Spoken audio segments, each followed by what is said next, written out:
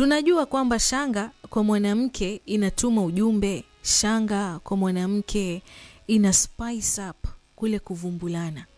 Lakini sasa wewe kama mwanamume, nataka kuanzia hii leo, ukimaliza tu kusikiliza unyagoni, na kama mwanamke wako ama mke uliye naye hana shanga, tafadhali, zipo nyingi tu, nunua. Hata kama yeye hatovaa, lakini hiyo utakayoinunua, anza kuitumia wewe mwenyewe. Unashtuka kwamba mwanamume pia anatumia shanga. Hakuna kitu kitamu kama shanga kutumiwa na wewe mwanamume. Ila unaitumiaje shanga mwanamume?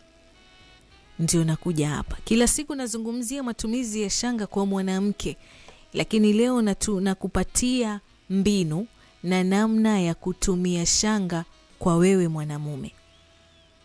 Ile shanga anayoivaa mwanamke wako ama mke wako, manake labda amezijaza kama 3 hivi kwenye kiuno, mwambie mpenzi wangu nipe 1. Ama ukiona itakuwa mushkil, nunua wewe shanga, umwambie hizo ni za kwako, nataka iwe unazitumia tukiwa pamoja, na hii ni yangu specifically. Kwa sababu shanga kama shanga inaweza kutumiwa kama kufanyiwa massage. Mwambie mwanamke wako kama ilikuwa hajui kwamba shanga, kando na yeye kuitumia, ile inaweza kutumika kwako wewe mwanamume.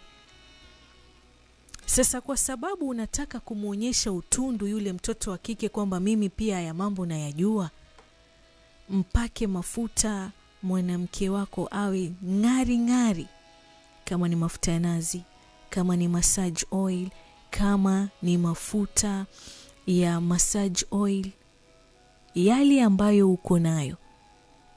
Ilani naitoa na mapema, sijataja Vaseline hapa wala sijataja lotion.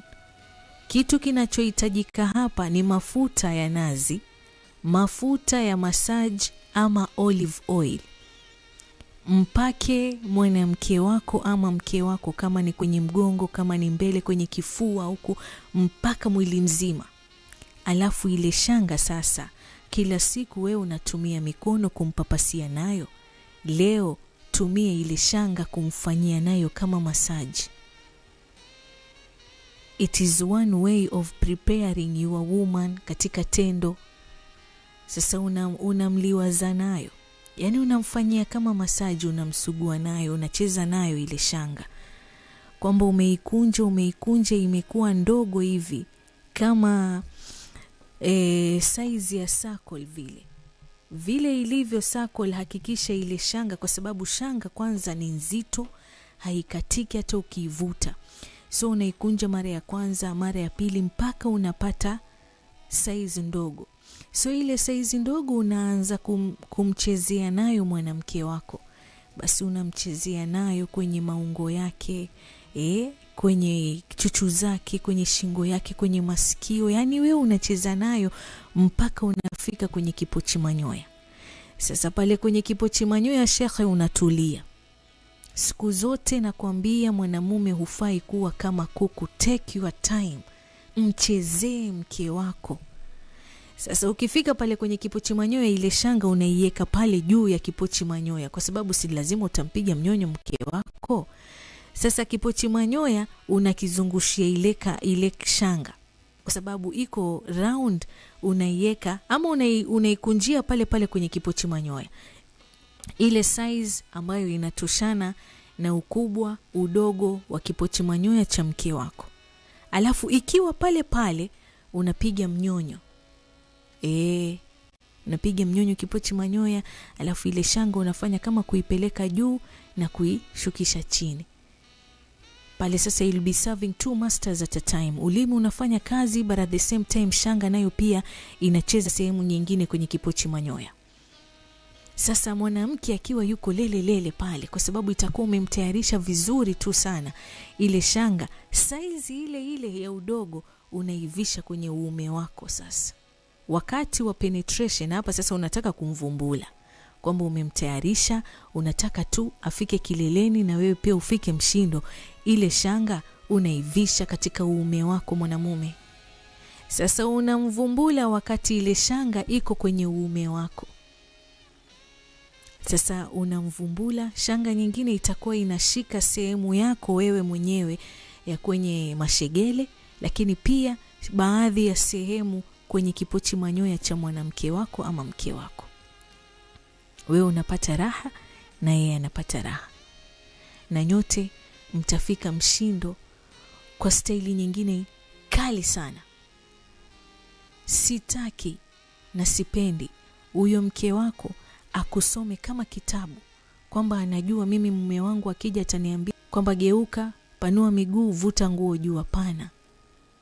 Ameshakuzoea kwamba hauna mbwembwe, hauna heka heka, hauna yani jipya. Sasa muonyeshe shekhe, mimi kulala usiku haimaanishi kwamba ati ndio unifanye mimi deeche. Mwambie mimi mambo nayajua na nimeyajua na nataka kuyaput on practice. Sawa ili hiyo ndoa yako iliyofubaa kidogo ulete maanjumati. Hakuna kitu kitamu kama kuwa creative bwana. Mbona ukifika kazini unaulizwa any idea mpya hapa, unakuwa wa kwanza kutoa idea, lakini kwako nyumbani kuna lemaa. Vile ulivyo active kazini, vile ulivyo active kijiweni kubishana na vijana wenzako ama wazee wenzako, jamani, pia kule nyumbani bishana hivyo hivyo. Sijui mimi timu ya Arsenal, sijui Manchester, sijui nini. Unakasirika timu yako ikifungwa. Nyumbani unapiga anza kufunga mabao nyumbani shekhe.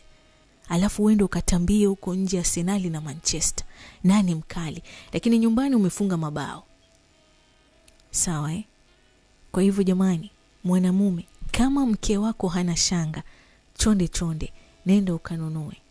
Haijalishi itakuwa ni rangi ya pink, rangi ya green, rangi ya yellow, kwa sababu ile unaitumia kwa madhumuni na nia tofauti kuliko ile ambayo itakuwa anavaa yeye.